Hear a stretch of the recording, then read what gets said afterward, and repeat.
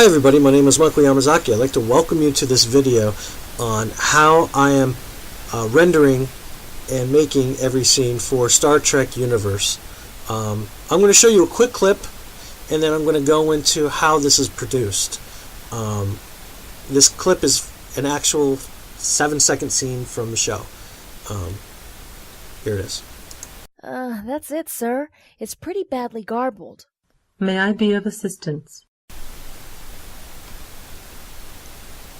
So now everything that I do has a process to it. And the first thing that I do is what I'm not going to be able to show you in this video. In Audacity, I actually assemble the entire dialogue into an MP3 format, and then I isolate each line that comes up. So now the next part is actually planning and animating.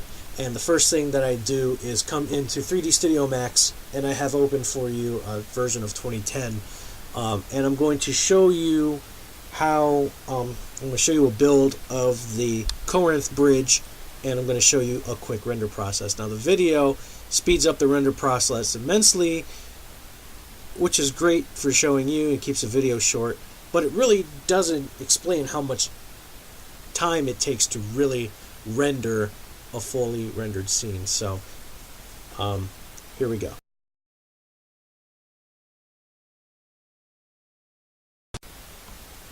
Gonna stop motion here to take a moment to talk about the creation of this this file. The chairs and the consoles are not mine, except for the consoles in the back of the wall, and the actual design of the stage is mine. The textures that you see are not mine, and they'll be credited during the show. Now, what I did was I wanted to make this a functional looking bridge, very much an homage to the original design of the USS Pasteur, since this ship is actually an Olympic class ship, and without it being a medical ship, so it turned out to be a science vessel. So basically I just designed the stage, put the furniture in there, and next you'll see the actual render. The rendering actually took about 45 seconds to a minute to do, but the video speeds it up. So here's the render.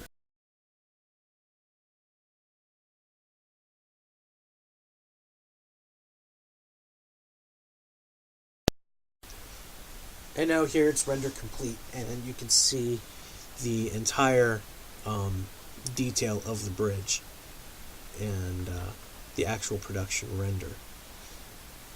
Now the next thing we do is I save this background, of course, to its own directory, and I'm still not ready to go into Anime Studio yet. The next thing I do is now I have to go into Photoshop and actually do the characters. So let me go ahead and show you the Photoshop, and I'll explain what I do when I'm there. So now here in Photoshop, I'm going to go ahead and open for you the T-pose of Captain Chase. And then what I do here is now I'm going to slice it into sections, and what I'm going to do here is I'm going to show you exactly where I slice them by creating a new layer so that I can draw on top of it, because I need to be able to isolate his limbs. So as you can see right there, I had.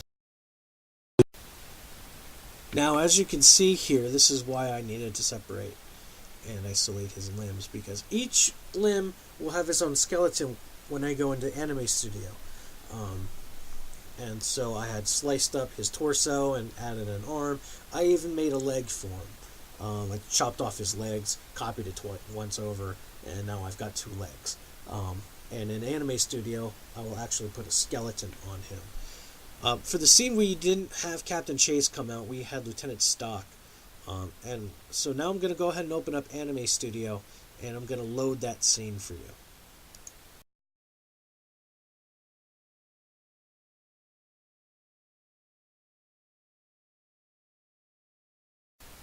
So right here, this is Anime Studio, and this is where almost everything comes together.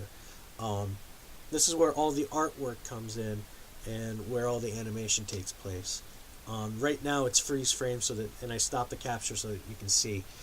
Everything is its own layer. If you pay attention to the left hand side, you can on the bottom left-hand side, you can actually see the different layers, one on top of the other, where everything is.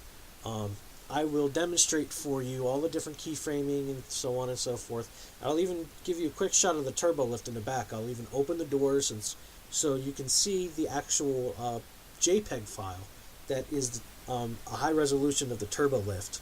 And I can manipulate the doors and everything else. You don't see that in the clip that I showed you at the beginning here. You can see the actual waveform of the audio in the keyframes themselves. So here's a little bit where I will explain all the keyframing. Okay, now here's a little bit of the Anime Studio, and I'm going to show you the skeleton, which I use to manipulate the actual form.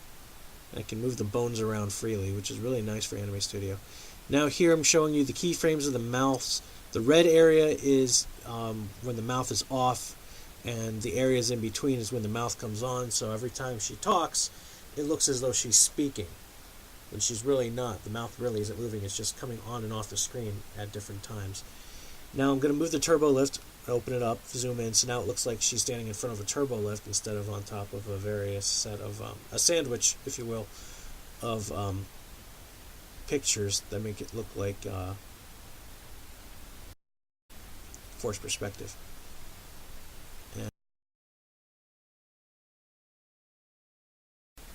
So that's the basics, that's it. I hope you enjoyed the video, at least as fast as it was. Thanks for your time, and with the pilot in full production right now, look for part 1 to be released really soon. No release dates, no promises, because I don't want to keep you waiting. Well, I do want to keep you waiting with bated breath, but I really don't want to make any promises about a release date. So thanks for watching, and see you out there. Don't forget to like us on Facebook, facebook.com/STUniverse. Facebook.com/STUniverse. Or on our website at strekuniverse.webs.com.